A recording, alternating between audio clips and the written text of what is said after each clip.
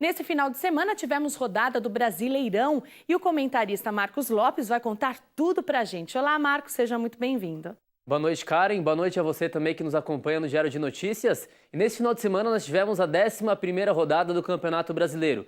Foram 10 jogos, mas todas as câmeras e todas as luzes estavam focadas para um jogo só. Foi o das 6h30, o jogo de ontem, o domingo, entre Botafogo e Grêmio. Mais de quase 35 mil torcedores estavam presentes no estádio do Engenhão para acompanhar a estreia do holandês Seedorf no time do Botafogo. Mas a noite não foi do holandês, muito menos dos botafoguenses que estavam ontem no estádio Engenhão para acompanhar essa grande partida. O Grêmio conseguiu vencer por 1-0, o gol foi marcado pelo boliviano Marcelo Moreno e o Seedorf fez uma partida um tanto quanto...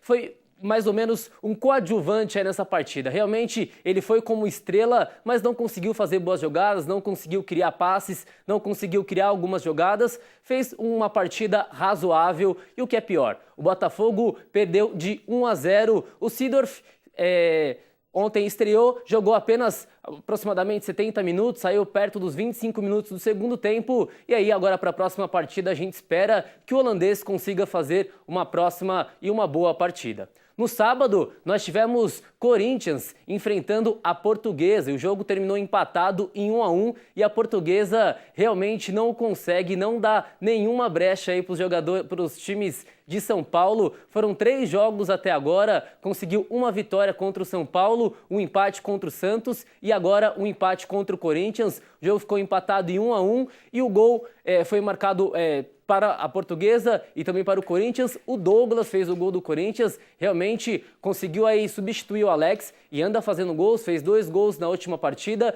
e agora fez mais um. Realmente o Douglas parece que já vai se firmar no time do Corinthians como titular.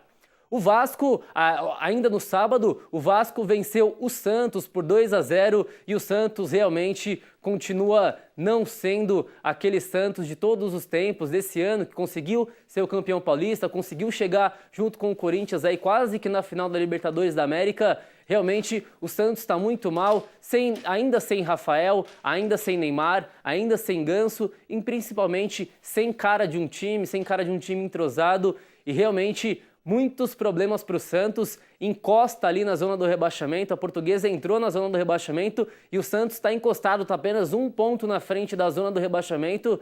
E aí, Muricy Ramalho, até mesmo depois do jogo, deu entrevistas, dando uma leve criticada ali na diretoria santista, porque realmente teve essa saída desses jogadores, principalmente para as Olimpíadas, e não teve contratações. E aí, o técnico Muricy Ramalho está tendo que colocar jogadores da base para jogar os jogos do Santos. Ainda no sábado, o Atlético Mineiro fez 4-1 no Sport e continua líder da competição. Realmente, o Atlético Mineiro anda muito bem, o jogo foi lá em Recife, foi um jogo fora e conseguiu golear de novo. O Atlético Mineiro segue muito bem, uma liderança sólida, só não despontou ainda na liderança, não ficou ainda mais isolado, está apenas 2 pontos na frente, porque o Vasco e também o Fluminense não tá dando brecha. O Vasco e o Fluminense também tá vencendo e aí segue 2, 3 pontos atrás do Atlético Mineiro. O Atlético Mineiro realmente muito bem, 85% de aproveitamento desse campeonato, excepcional. Agora, passando para o domingo, o São Paulo fez 2-0 no Figueirense. Realmente São Paulo jogou sem o Lucas, né, que está nas Olimpíadas, jogou também sem o Luiz Fabiano, mas aí William José e Ademilson entraram no time titular. Realmente os dois que fizeram os gols, Ademilson fez logo no comecinho do primeiro tempo, o William José fez o segundo no segundo tempo. Realmente o São Paulo foi a primeira vitória do São Paulo ao comando do Ney Franco, ainda não tinha conseguido vencer comandando o time de São Paulo, mas venceu a primeira ontem e tudo indica, tudo espera que realmente o São Paulo a partir de agora vai começar a jogar bem e vai brigar aí pelo menos para o G4, não digo muito para o título do Campeonato Brasileiro, mas para o G4 a gente espera que sim. Ainda no domingo, o Palmeiras fez 3-0 no Náutico e finalmente saiu da zona do rebaixamento também. O Corinthians tinha saído a semana passada, o Santos na outra semana e dessa vez foi o Palmeiras em uma tarde inspiradíssima de Obina. Todo mundo já está chamando do Obina é melhor que o Eto'o novamente. e realmente o Obina fez uma excelente partida. Fez um gol, deu outros 2 passes, na verdade o segundo gol do Mazinho, foi o gol do Mazinho, foi um cruzamento do Obina, que o Mazinho somente empurrou para o gol, e o terceiro gol marcado pelo Márcio Araújo, jogador que não costuma fazer gols aí, foi também uma jogada do Obina, ele caminhou, chutou para o gol, a bola bateu na trave e sobrou ali cara a cara para o Márcio Araújo fazer o gol. Realmente o Obina entrou no lugar do Betinho, o Betinho que estava como titular. O Obina entrou, jogou como titular, a primeira partida como titular agora na volta do Palmeiras, primeira partida dele aqui em São Paulo, sua reestreia aqui em São Paulo, e realmente o Obina foi o nome do jogo, 3-0 para o Palmeiras em cima do Náutico. O Flamengo perdeu para o Cruzeiro por 1-0, realmente o Flamengo anda muito mal, de mal a pior. O Flamengo não conseguiu fazer nenhuma contratação boa aí para esse segundo semestre, a janela europeia já fechou, estavam cogitando a vinda de Riquelme, mas realmente ele já se recusou a vir para o time do Flamengo, e aí a gente vai ter que ver se vai ter alguma estreia, algum jogador que venha para o Flamengo, porque realmente do jeito que tá muito mal. Esse é o Flamengo que perdeu por 1-0. O Cruzeiro que está ali encostando no G4 também, anda muito bem o Cruzeiro nesse campeonato e está encostando ali no G4.